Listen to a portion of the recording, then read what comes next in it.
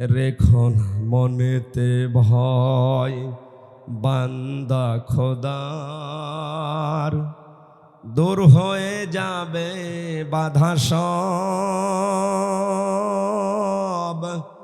তোমার আমার এক মালিক আছেন আমাদের রব, আছেন আমাদের রব। জোরে বলেন ইনশাআল্লাহ। মুসলমান ভাইরা, সুতরাং কোরআনে কারিম আমরা যারা শুনতে এসেছি, কিয়ামত পর্যন্ত যত আবিষ্কার দুনিয়াতে হবে সবচাইতে বড় আবিষ্কার কোরআনে কারিম। আল্লাহ রাব্বুল আলামিন নবীজি কথা দিয়ে জানিয়েছেন, যার অন্তর যত পরিষ্কার হবে কোরআনে কারিম তার কাছে পুরাতন না নতুন মনে হবে। এই আশ্চর্য কোরআন যিনি আমাদেরকে দিয়ে এত বড় বিশাল দয়া দেখিয়েছেন, কুল বিফাদলিল্লাহি ওয়া বিরহমাতিহি ফাবিযালিকা ফালিয়াফরাহু হুয়া খায়রুম মিম্মা ইয়াজমাউন। সূরা ইউনূসের 58 নম্বর আয়াতে 11 পারা 14 নম্বর পৃষ্ঠা 7 নম্বর লাইনে এটা এসেছে। আল্লাহ তাআলা বলেন, নবী আপনি বলুন, তামাম দুনিয়া যা পেয়ে আনন্দ করে খুশি হয় ওগুলো সব অস্থায়ী, একটাও স্থায়ী না। আজ যারা যেভাবেই হোক ভোট করে মন্ত্রী হয়ে এমপি হয়ে আনন্দ আছে, খুব বেশি হলেও টিকলেও 5 বছর। কথা বলেন না কেন? আপনি যতই আনন্দ করেন না কেন, কয় বছর? আল্লাহ পাক বলেন, আমি যেটা পাঠালাম এটা ওইরকম অস্থায়ী না, স্থায়ী। শুধু এতটুকুই না, দুনিয়া যতদিন আছে থাকবে, কিয়ামতের পরেও এ কোরআনে কারিম থাকবে। কিয়ামতের পরে জান্নাতি মানুষদেরকে আল্লাহ যেটা তেলাওয়াত করে শোনাবে ওইটার নাম কি? আরো জোরে বলেন। জান্নাতের ওই অনুষ্ঠানে আল্লাহর কুদরতি মুখে কোরআনে কারিমের এই অনুষ্ঠানে বসে যেন আমরা নিজেরা শোনার মতো একটা জায়গা পাই। আজকের এই অনুষ্ঠান ওই ব্যবস্থা আমাদের করে দেন, বলেন আমিন। তামাম দুনিয়া যা পেল এগুলো পেয়ে ওরা আনন্দে আছে, করুক। হে নবী আপনার উম্মতদেরকে বলবেন তারা যেন আনন্দ করে কোরআন পেয়ে। কি পেয়ে? কারণ তামাম দুনিয়ার চাইতে আমি আল্লাহর কাছে কোরআনে কারিম শ্রেষ্ঠ সম্পদ। জোরে বলেন আল্লাহু আকবার। এত বড় বিশাল সম্পদ আল্লাহর ভাষায়, এটা যদি কেউ প্রচার করতে চায়, উপস্থাপন করতে চায় মানুষের কাছে, আল্লাহ রাব্বুল আলামিন ধরন দিয়েছেন কি করে প্রচার করবেন। কোরআন জানাচ্ছেন, কিতাবুন উনজিলা ইলাইকা ফালা ইয়াকুন ফি সাদরিকা হারাজুম মিনহু লিতুনযিরা বিহি ওয়া যিকরা লিল মুমিনিন। আল্লাহ পাক বলেন, এই যে কিতাব আপনাকে দিয়েছি এটা মানুষদেরকে যখন সতর্ক করবেন, আপনার মনের ভেতরে যেন কোনো ভয়, ভীতি, সংশয়, সন্দেহ এগুলো কাজ না করে। হারাজন শব্দের অর্থ আমরা পেয়েছি তাফসিরে 2টা। 1 নম্বরে কোরআন প্রচার করতে গেলে হয়তো মনের ভেতরে ভয় আসতে পারে যে অনেকেই না বুঝে বিরোধিতা করবে। এই মানুষ আছে না নেই? আছে, এদেশে এখন বেশি। প্রশাসনের কান ভারী করে আমার নাম দিয়ে যারা, আর ওনারাও ভুল বোঝে। ওরা কোরআনে কারিমের উপস্থাপন সঠিকভাবে না বুঝে ভুল বোঝে। কথা বলে না কেন? 2 নম্বরে আবহমান কাল থেকে হয়তো অনেক নিয়ম নীতি এদেশে চলে আসছে যেগুলো ইসলাম মনে করে মানুষ পালন করে। আসতে বলেন। বিশেষ করে চট্টগ্রাম বিভাগে বেশি আবহমান কাল থেকে এমন এমন নীতি চলে আসছে ইসলামের নামে। ওটা ইসলাম না, মানুষ বানিয়েছে ইসলামের নাম দিয়ে। আমি ডক্টর আব্দুল্লাহ জাহাঙ্গীর স্যারের হাদিসের নামে জালিয়াতিতে যতগুলো হাদিস আমার চোখে পড়েছে ধরার মতো উল্লেখযোগ্য সব এই বিভাগের সাথে মেলে আর বরিশালের সাথে। জোরে বলেন সুবহানাল্লাহ না নাউজুবিল্লাহ। উনি ওখানে অনেক হাদিস দিয়েছেন যেটা হাদিস না, হাদিসের নামে জালিয়াতি করে ঢুকিয়েছে। কিছু কিছু মানুষ দেখে বিভিন্ন অনুষ্ঠানে গেলে এশকের ঠেলাই লাফায়। কোথায় পেয়েছেন বলেন তো? এই যে চাঁদপুর জেলা চট্টগ্রাম বিভাগে না, এক কথা বলেন না কেন? ব্রাহ্মণবাড়িয়া জেলা কোন বিভাগে? এই সমস্ত জেলাতে বিভিন্ন অনুষ্ঠানে হাজারো মানুষ শুনি পীর সাহেবও লাফায়, মরিদও লাফায়। শুধু লাফিয়ে শেষ করে না, বাঁশ বয়ে ওঠে, গাছ বয়ে ওঠে, এমনকি পীর সাহেবের গলা পর্যন্ত ধরে ঝোলাঝুলি করছে। 18 সালে একবার গিয়েছিলাম চাঁপাইনবাবগঞ্জের সোনা মসজিদ মাহফিলে, যে বসে আছে এক ঘরে, শুনলাম আমার আগে যিনি উঠেছে ওনার বয়ানে এত এশক, এত তেজ। এক মরিদ জিকির করতে করতে গাছে উঠে বসে আছে। আমার এসে কমিটির লোকজন বলছে হুজুর ঘটনা ঘটে গেছে। জিজ্ঞাসা করলাম গাছে কেন? যে এশকের ঠেলায় উঠেছে। জিকিরের এত তেজ আপনার যে আপনি গাছে উঠে বসে আছেন। পাশেই কিন্তু ছিল ওই যে কাঁটাওয়ালা মান্দার গাছ, ওইটাই ওঠে না। যাতে মাতাল হলো তাহলে ঠিক আছে। সুতরাং আমি এই কোরআনের মঞ্চ থেকে, যেহেতু এটা মিডিয়া এসেছে, রেকর্ড হচ্ছে, কালকে সারা দুনিয়া ছড়াবে, ইসলামের নাম নিয়ে এগুলো যারা করছেন কোনো ভিত্তি নেই, সব ওদের দরবার ঠিকানোর বানানো পদ্ধতি। আপনার বয়ান কি রসুলের বয়ানের চাইতেও বেশি তাসির ছিল? বিশ্বনবী যারা যতদিন বয়ান করেছেন, কোনো মানুষ লাফিয়েছে, গাছে উঠেছে, এই সামিয়ানা বেয়ে বেয়ে উঠেছে, আমরা তো পাইনি। আপনি কোথায় পেলেন এগুলো? এই নিয়ম নীতি যখন মেলে না, এই আবাহমান কাল থেকে চলে আসতেছে 50 বছর 100 বছর ধরে, কোরআনের সঠিক কথাগুলো বললে, তাফসির করলে ওই খোলসাগুলো উপর থেকে চলে যাবে। কারণ তাফসির মানে খুলে ফেলা। তাফসির মানে কি? যখন আবরণগুলো আমি খুলে দেব, জাতির সামনে উন্মুক্ত হয়ে যাবে, তো ভণ্ডামি করে খাচ্ছে, যখন ওই মানুষগুলো মন খারাপ করতে পারে। এই মানুষ বাংলাদেশে এখন নেই। আল্লাহ পাক এই দিকে ইঙ্গিত করে হারজন দিয়েছেন। হে নবী, হয়তো না বুঝে অনেকে বিরোধিতা করতে পারে, অনেকে বোঝা শোনার পরে তাদের ব্যবসায় ভাটা পড়বে, এই কারণে মন খারাপ করতে পারে। আপনি দুইজনের একদিকেও তাকাবেন না, আল্লাহর দিকে তাকিয়ে আপনি সতর্ক করবেন। কারণ কোরআনে কারীম এটা জিকির হচ্ছে আমার মুমিন বান্দাদের জন্য। জোরে বলেন সুবহানাল্লাহ। এর পরবর্তী আয়াতটা একটু ভয়ঙ্কর। আমি একা না, যত মানুষ এখানে আছে, মিডিয়ার মাধ্যমে যত জায়গায় যাবে, সবাইকে আমি এই আয়াতটা শোনাচ্ছি। ইত্তাবিউ মা উনজিলা ইলাইকুম মির রাব্বিকুম ওয়ালা তাত্তাবিউ মিন দুনিহি আউলিয়া কলিলাম মা তাযাক্কারুন। চিৎকার করে বলেন আল্লাহু আকবার। ইত্তাবিউনা, ইত্তাবিউ বহু বচন দিয়েছেন আল্লাহ। অপেকুয়াবাসী, পৃথিবীর মানুষকে এই ময়দান থেকে জানাও, সবাই মিলে তোমরা অনুসরণ করো, ইত্তেবা করো, দেখে দেখে চলো। মা উনজিলা ইলাইকুম মির রাব্বিকুম, তোমাদের রবের পক্ষ থেকে যেটা নাযিল হয়েছে। কক্সবাজারবাসীকে বলতে চাই, আমাদের রবের পক্ষ থেকে যেটা নাযিল হয়েছে তার নাম কি?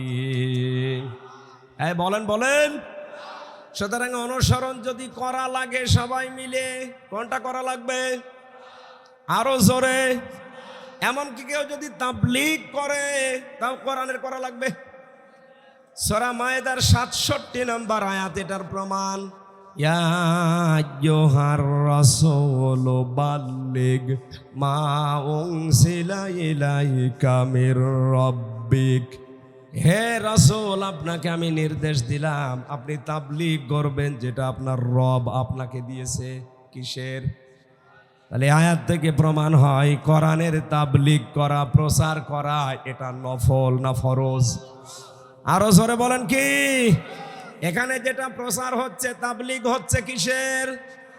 আমার বাবার প্রচার করছি, এই কথা বলেন না কেন? সুতরাং এটা ফরজ কাজ। বাংলাদেশে এটা আরো ব্যাপক হওয়া দরকার। সুতরাং পেকুয়ার ময়দানে শুধু দুইটা না, সারা বাংলাদেশের ৬৮,০০০ উপরে গ্রামে কোরআনের প্রচার এখন ফরজ। আমাদের রবের পক্ষ থেকে যেহেতু এইটা এসেছে, অনুসরণ আমরা সবাই মিলে যদি করতেই হয়, কোন মানুষের আদর্শ সবাই মিলে আমরা অনুসরণ করতে পারি না। হয়তো কিছু মুষ্টিমেয় মানুষ অনুসরণ করছে না বুঝে। আমরা যদি অনুসরণ করতে চাই, দেখে দেখে চলতে চাই, কি দেখে চলা লাগবে?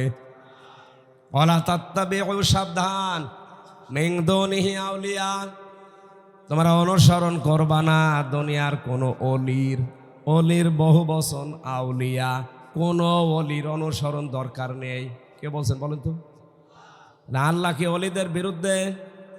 হ্যাঁ, বাংলা অর্থ শুনে মনে হচ্ছে আল্লাহ অলিদের বিরুদ্ধে। তাফসিরে ফি জিলালিল কোরআন সাইয়্যিদ কুতুব লিখেছেন আল্লাহ কেন অলিদের অনুসরণ করতে নিষেধ করলেন।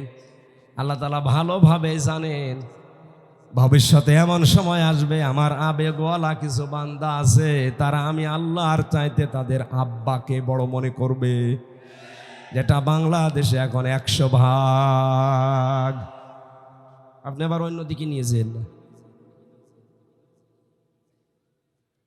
ওয়ালিলাম মা তাযাক্কারুন, আল্লাহ বলেন এরপরও কিছু মানুষ আমার উপদেশ গ্রহণ করে, অধিকাংশ মানুষই মুখ ফিরিয়ে চলে যায়। আপনারাই মুখ ফেরানোর দলে যাবেন না উপদেশ নেবেন? এই কোরআনে কারিম থেকে আমি দুইটা আয়াত পড়েছি, সূরা বাকারার ১২৪ নম্বর আয়াত আর সূরা তাওবার ১১১ নম্বর আয়াত। সূরা বাকারার ১২৪ নম্বর আয়াতটা পড়েছিলাম এই কারণে, কয়েকদিন আগে, মাত্র ৮-৯ দিন হলো, ৮ দিন আগে এখানে পাশে যেখানে ছিলাম বলেছিলাম এই আয়াতে হযরত ইব্রাহিম আলাইহিস সালামকে আল্লাহ পৃথিবীতে ৫০টা পরীক্ষা করেছে। কয়টা? এই পরীক্ষাগুলো এত কঠিন ছিল, এমন শক্ত ছিল, কোরআনে কারিমে আল্লাহ সবগুলো আমাদের শিক্ষার জন্যে ধাপে ধাপে তুলে দিয়েছে। আমি পুরাটা নোটও করেছিলাম, পরিবেশ আমাদের অনুকূলে না থাকার কারণে আমি ওই আয়াতটা বাদ দিয়ে দিচ্ছি। না না, আপনি এখানে এসে বলেন। সভাপতি এখানে বসে আছে, আমার কানের ভেতরে কি যেন লাগাচ্ছে, আর বলছেন না না।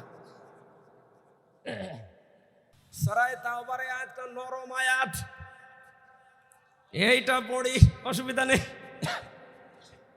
রাসূলের উপরে দরুদ আর সালাম পাঠ করার মাধ্যমে সূরা তাওবার এই আয়াতটায় আপনি মন দিয়ে ধীর স্থির ভাবে শোনেন, কিছু পাবেন ইনশাআল্লাহ। জবান খুলে পড়েন, আউযু বিল্লাহি মিনাশ শাইতানির রাজিম, বিসমিল্লাহির রহমানির রহিম,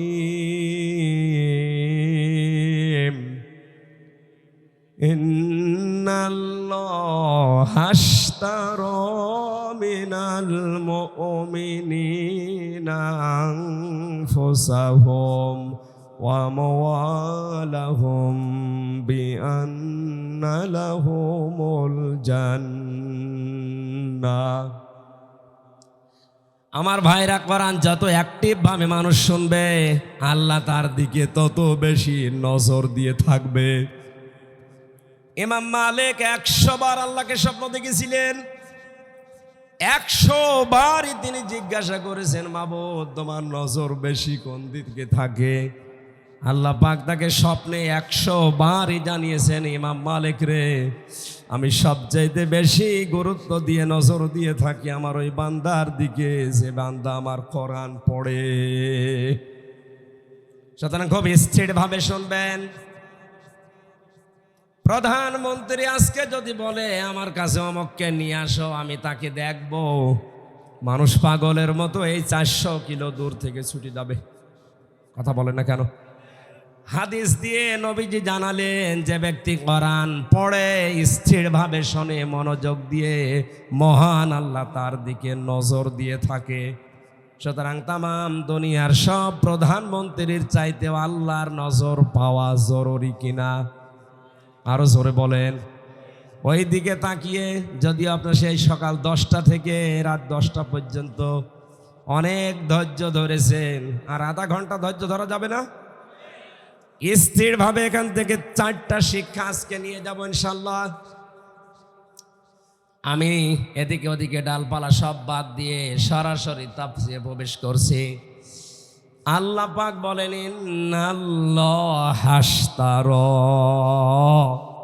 অবশ্যই আমি আল্লাহ ক্রয় করে নিয়েছি, কিনে নিয়েছি, মিনাল মুমিনিনা, মুমিনদের কাছ থেকে, আনফুসাহুম ওয়া আমওয়ালাহুম, তাদের জান আর তাদের মাল, বিনিময়ে তাদেরকে আমি আল্লাহ জান্নাত দিয়ে দিয়েছি। জোরে বলেন আলহামদুলিল্লাহ।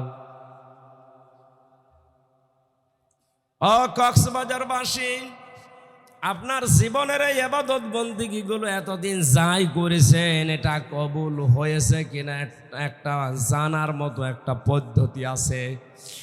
আল্লাহর নবী জানিয়েছেন, মানুষের জীবনের ইবাদত বন্দেগী কবুল হচ্ছে কিনা এটা জানার পদ্ধতি, তার আচরণ যদি মানুষের সাথে ভালো হয়, উত্তম হয়, তার মুআমালাত মুআশারাত বুঝতে হবে তার পেছনের আমল আখলাক আল্লাহ কবুল করেছেন।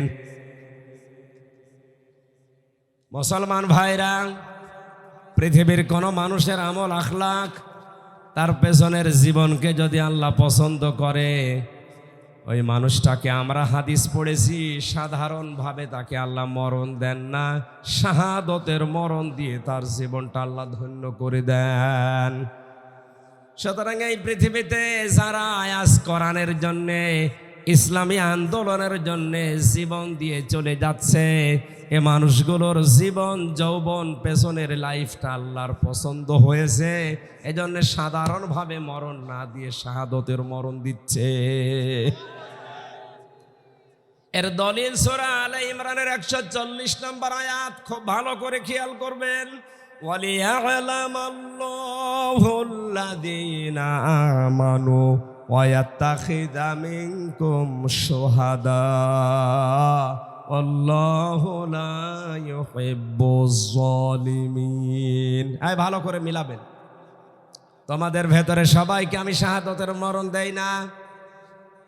বিশ্ব নবী সারাটা জীবন তিনি দোয়া করতেন, হযরতে ওমরেরও সারা জীবনের দোয়া ছিল এইটা, আল্লাহুম্মা ইন্নী আসআলুকা শাহাদাতান ফি সাবিলিক ওয়াজআল মাউতি ফি বালাদি রাসূলিক। হযরতে ওমর সারা জীবন বলেছিলেন, আল্লাহ আমাকে সাধারণভাবে মরণ দিও না, মরণ যদি আমারে দাও তুমি শাহাদতের মরণ দিও, আর রাসূলের শহরে মরণ দিও। জোরে বলেন সুবহানাল্লাহ। সাধারণভাবে মরার শাহাদতের মরণ পার্থক্য কি? এই যে মুরব্বী সভাপতি যদি কালকে মারা যান, যদি ঈমান নিয়ে মারা যেতে পারে, কবরে থাকবে, ঘুমিয়ে পড়বে, এই শেষ, আর কিছু নেই। কিয়ামত পর্যন্ত শুধু ঘুমিয়েই থাকবে। সিংহায় যেদিন ফুৎকার দেওয়া হবে ওই দিন উনি টের পাবে, এর মাঝখানে আর কিচ্ছু টের পাবে না, এতটুকুই শেষ। কিন্তু কোন মানুষ যদি শাহাদতের মরণ পায়, ও লোকটা শুধু মরণের পরে ঘুমিয়ে থাকবে না, মরণের সঙ্গে সঙ্গে কবরে দেবেন, ওই সময় থেকে আল্লাহ নিজে তাকে খাওয়াবেন। আলা তাহসাবান্নাল্লাযীনা কুতিলু ফি সাবিলিল্লাহি আমওয়াতা বাল আহইয়াউন ইনদা রাব্বিহিম ইরযাকুন। সূরা আলে ইমরানের ভেতরে আল্লাহ জানিয়েছেন, হে নবী আমি আল্লাহর রাস্তায় যাদেরকে হত্যা করা হয়, মেরে ফেলা হয়, শহীদ করা হয়, এদেরকে আপনি মৃত ভাববেন না, এরা জীবিত। শুধু জীবিত না, এদেরকে আমি আল্লাহ নিজে রিজিক দান করি। জোরে বলেন আল্লাহু আকবার। পেকুয়া বাসে ঘুমিয়ে থাকলে খাওয়া লাগে, কথা বলেন না কেন? খাওয়া লাগে জীবিত থাকলে।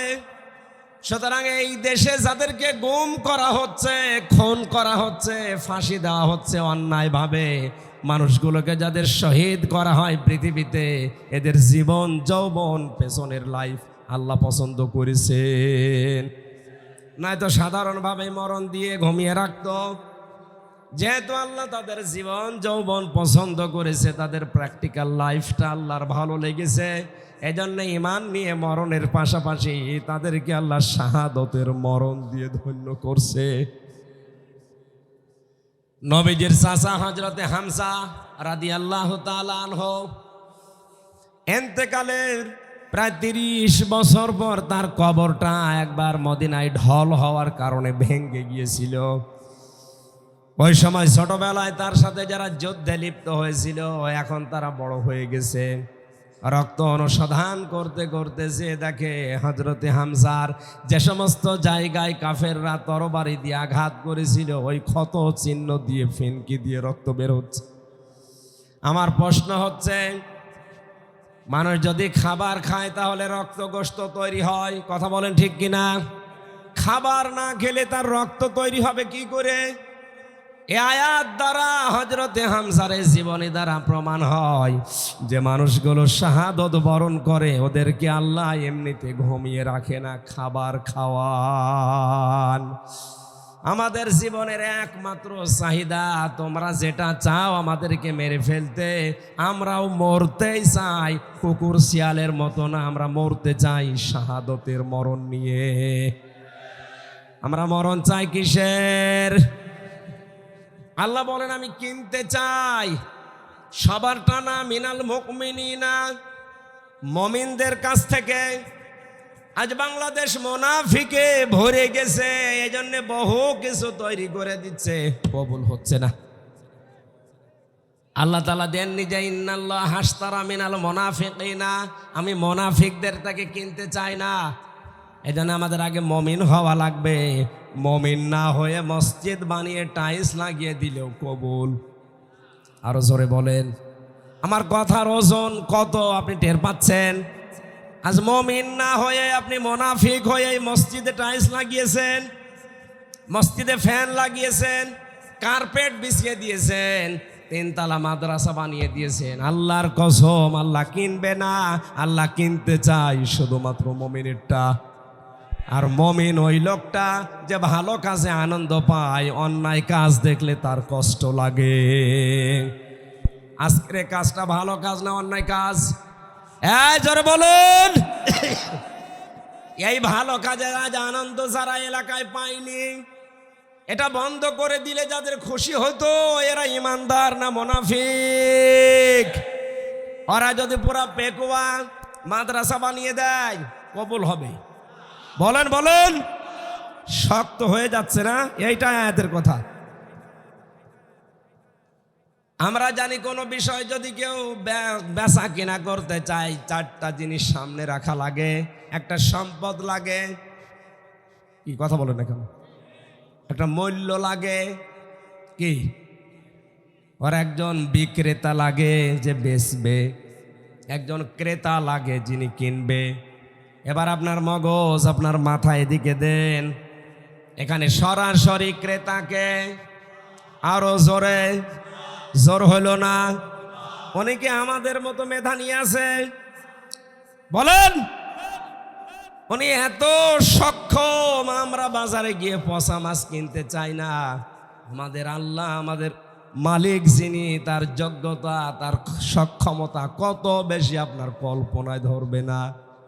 তিনি যদি কোনো কিছু কিনতে চায়, পচা জিনিস, অবৈধ জিনিস, মিথ্যা জিনিস কিনবে। আজ বাংলাদেশে যাদের সব কিছু মিথ্যার উপরে গড়ে উঠছে, ওদের জীবন আল্লাহ কিনবে। আরো জোরে।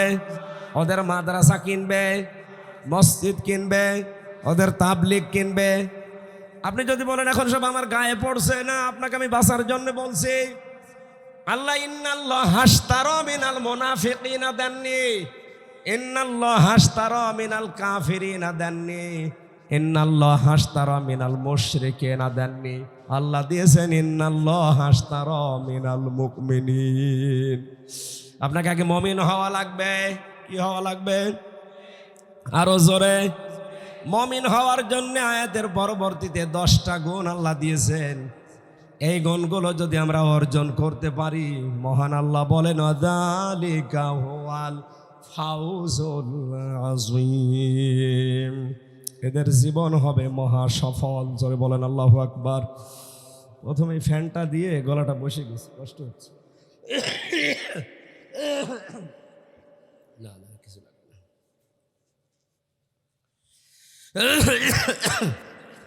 যেটা করেছিলাম সেটা পারলাম না, তো এই জন্য হচ্ছে না।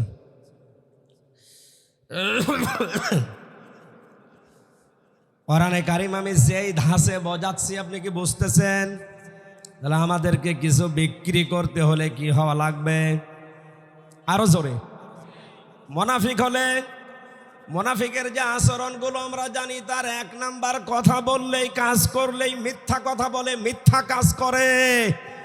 আজ তাদের জীবন যৌবন কথাবার্তারা সব জাতির সাথে মিথ্যা।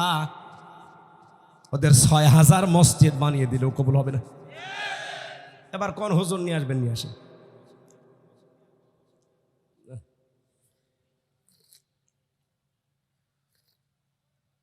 প্রথমে ফ্যানটা দিয়েই আমার গলাটা শেষ হয়ে গেছে। এখন এই যে ফ্যান এখন বন্ধ করে বসার যা বসেই গেছে, এখন আর কি করা যাবে? মুসলমান ভাইরা, আমি আপনাকেই বলছি, মুসলমান ভাইরা আপনাকে বলছি, ইমানদার না হয়ে তামাম দুনিয়া মসজিদ বানানেও লাভ নেই। আপনি করছেন কার জন্যে? বলেন বলেন। উনি তো কিনতে চান না আপনারটা। কারণ মুনাফিক কথা বললে কি বলে? আমানত রাখলে। আরো জোরে। রাষ্ট্রের সম্পদ যারা আত্মসাৎ করে বেগম পাড়া বানিয়েছে, ওরা কিয়ামত পর্যন্ত বাংলাদেশে মসজিদ বানালেও কবুল হবে না। আমি বললাম না জোর করে কবুল করাবো, বাবারটা। আমানত রাখলেই খেয়ানত করে, কথা বললেই কাজ করলেই মিথ্যা কথা বলে, মিথ্যা কাজ করে। আর ওয়াদা দিলে ঠিক রাখে না, ওয়াদাগুলো ভঙ্গ করে। কত ওয়াদা আমরা কত বছরে, 50 বছর ধরে অনেকের কাছে পেয়েছি। মানুষেরা 50 বছরে ওয়াদা করেছে ক্ষমতায় যাওয়ার আগে কোরআন সুন্নাহ বিরোধী কোনো আইন দেশে পাশ হবে না, অথচ 50 বছরেই পুরা উল্টা ক্ষমতায় যেই শিক্ষা ব্যবস্থায় হাত দেয়। এটা ফেরাউনের কর্মসূচি। কিন্তু আমাদেরকে সাবধান হওয়া লাগবে এই জায়গায়। এই কারণে ক্লাস 7 পর্যন্ত, এর আগে ঠিক আছে, 7-এ যেটা দেওয়া হয়েছে আমি নাম নাই নিলাম, অন্তত 1 থেকে 7 পর্যন্ত যাবার আগে আমাদের ছেলে মেয়েদেরকে এমন ভাবে তৈরি করা লাগবে, ওখানে যেয়ে পড়ুক সিলেবাস, কিন্তু বিশ্বাস যেন না করে। এদের মগজটা এইভাবে তৈরি করা দরকার আছে না নেই? এখন যদি বলেন না আরো কিছু দেরি আছে, অলস হয়ে থাকেন। একটা গল্প পড়েছিলাম 2 অলসের। এক গাছতলায় কুল বড়ই পড়ে একেবারে ভিট পড়ে আছে। পুলিশ যাচ্ছিল পাশ দিয়ে, এক অলস ডাক দিয়ে বলে, ভাই পুলিশ এদিকে আসেন। কেন? এ কুল বড়ই পড়ে আছে, আমি আজ সারাদিন প্রায় বসে আছি কিন্তু খেতে পারছি না, আপনি আমারে তুলে দেন। পাশের এক অলস তাকে পুলিশ বলছে, তুমি একটু তুলে দিতে পারো না? ওই অলস ডাক দিয়ে বলে, পুলিশ ভাই কি বলবো, কিছুক্ষণ আগে একটা কুকুর এসে আমার মুখ চাটছিল, ও দেখেছে তাও নাড়া দেয়নি, আর আমিও হাত দিয়ে নিষেধ করিনি। আমি হাসির খোরাকি দেওয়ার জন্য বলি নাই, বাস্তবতা এখন সামনে আমাদের এইটাই। এখনো যদি হাত না ছাড়া দেন, এখনো যদি আপনি একটু না করেন, কুকুর এসে মুখ চাটবে, কথা বলে না কেন? নাম ধরা লাগবে। এই জন্য আমাদের ছেলে মেয়েদেরকে এখন তৈরি করা লাগবে। এই যে কেজি 1 থেকেই, পেলে থেকেই, নার্সারি থেকেই এমন ভাবে তারা শিক্ষা দিয়ে 7 পর্যন্ত নিয়ে যেয়ে পৌঁছিয়ে দেন। ও পাশ করার জন্য সিলেবাস পড়ুক, কিন্তু এটা তোর বিশ্বাস না করে। আমি আশা করি কথা ডিপলি না গেলেও বোঝাতে পেরেছি। আল্লাহ তুমি এদের তৌফিক দাও বোঝার, জোরে বলেন আমিন। আল্লাহ কিনতে চান প্রথমে মুমিনদেরটা কি কিনবেন? আনফুসাহুম, তাদের জান। কি কিনবেন? বলেন বলেন। জান মানে আমাদের এই জান নিয়ে আল্লাহ কি করবেন? মানুষের জান তার জীবনকে পবিত্র করার জন্য আমি 2টা ঔষধ পেয়েছি। 1 নম্বরে মানুষের জীবন পবিত্র করার জন্য শিরিক মুক্ত জীবন তৈরি করা লাগবে। খুব ভেবে চিন্তে আমাদের জীবনে যেন শিরিক না আসে। শিরিক আবার 4 প্রকার: শিরিক বিল জাত, শিরিক বিল সিফাত, শিরিক বিল ইখতিয়ার, শিরিক বিল হুকুক। এই 4 প্রকার আবার ভাগ ভাগ করলে হয় 72 প্রকার। এই সূক্ষ্ম সূক্ষ্ম বিষয়গুলো আপনি কোরআন হাদিস পড়ে পড়ে মিলিয়ে বাস্তবে সেট করবেন, যে কোনো পরিস্থিতিতে শিরিক যেন জীবনে না আসে। ইন্নাল্লাহা লা ইয়াগফিরু আন ইউশরাকা বিহি ওয়া ইয়াগফিরু মা দুনা যালিকা লিমান ইয়াশা। আল্লাহ পাক বলেন, বান্দার সব অপরাধ মাফ করে দেব, কিন্তু শিরিকের গুনাহ মাফ করব না।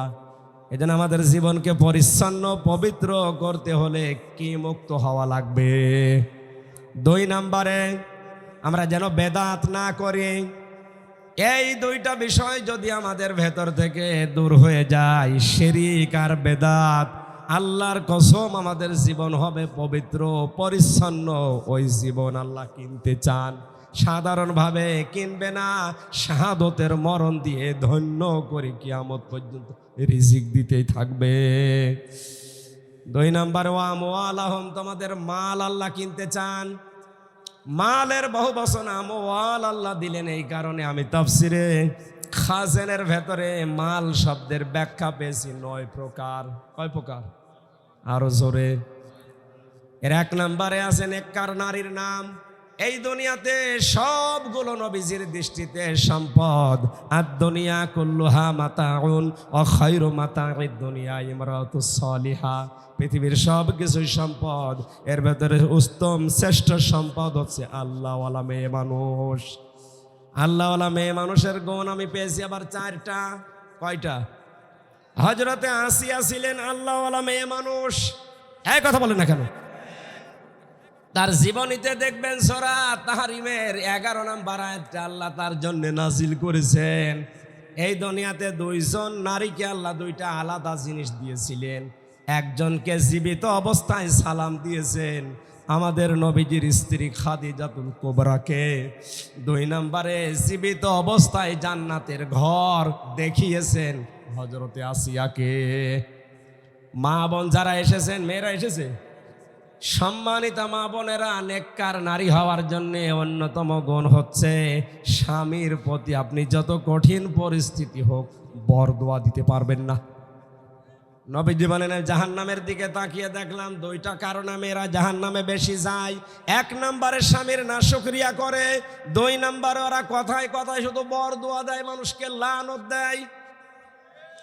হযরতে আসিয়াকে হাতের ভেতরে ব্রেক লাগিয়েছে, কপালের ভেতরে ব্রেক লাগিয়েছে শলাকা, পায়ের ভেতরে ব্রেক লাগিয়ে ফেরাউন যখন তার মাথার উপরে গরম তেল ঢেলে দিচ্ছিল, আল্লাহ রাব্বুল আলামিন ফেরেশতা জিবরাইলকে বললেন, জান্নাতটা তুলে ধরো তার সামনে। দরাবাল্লাহু মাসালাল লিল্লাযিনা আমানু ইমরাতা ফিরআউন ইয ক্বালাত রাব্বি ইবনিলি ইনদাকা বাইতান ফিল জান্নাতি ওয়ানাজ্জিনি মিন ফিরআউনা ওয়া আমালিহি ওয়ানাজ্জিনি মিনাল কওমিজ যালিমিন। জোরে বলেন আল্লাহু আকবার।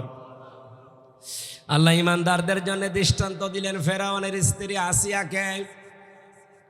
হযরতে আসিয়া ডাক দিয়ে বলে, রব্বুল আলামিন, এ কঠিন পরিস্থিতিতে তুমি আমার সামনে জান্নাত তুলে ধরেছো জীবিত অবস্থায়। আমি তোমার কাছে এই কঠিন পরিস্থিতিতে দোয়া করছি, তুমি আমাকে জান্নাতের ভেতরে একটা ঘর বানিয়ে দাও, যেখানে বসে বসে তোমাকে দেখা যায়।